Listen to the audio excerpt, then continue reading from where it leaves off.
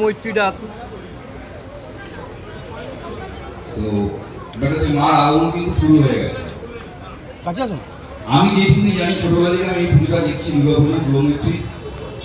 আমি যতদূর জানি এখানকার বাসিন্দারাও জানে এবং যারা জানে না, কারণ আমি দেখেছি এখানে এশিয়ান পেন্ট প্রথম মেরেছিল হয়তো যুবমৈত্রী, তাই তো ঠিক বলছি কি?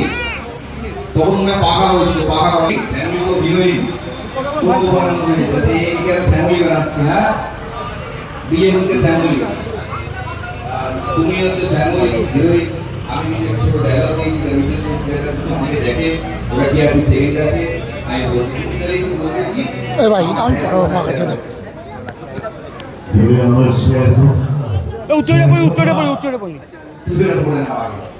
ঘুরে ঘুরে ঘুরে ভিডিও হচ্ছে।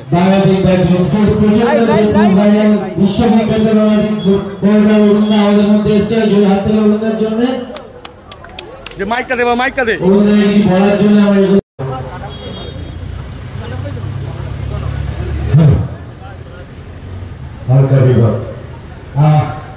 আমরা একসাথে বাঙালির পুজো, শ্রেষ্ঠ পুজো, বাঙালির সর্বসেরা পুজো মানে দুর্গা পূজা। মা দুর্গা মা কিছুদিনের মধ্যে আমাদের মর্তধামে উপস্থিত হবেন। আজ যুবমৈত্রী ক্লাব 59তম বর্ষে পদার্পণ করেছে। তার জন্য আমরা সবাই মিলে একত্রিত হয়ে একসাথে হাত মিলিয়ে, হাতে হাত মিলিয়ে, কাঁধে কাঁধ মিলিয়ে, হালকা রিবা কাঁধে কাঁধ মিলিয়ে আমরা উপস্থিত হয়েছি আজ কালীঘাট যুবমৈত্রী ক্লাবে। তো আপনারা যারা আমাকে দেখেছেন, আমি ইন্টারনেট দুনিয়ার ডন বাঘাযতীন পড়বে পাওয়া ডিজে বলব।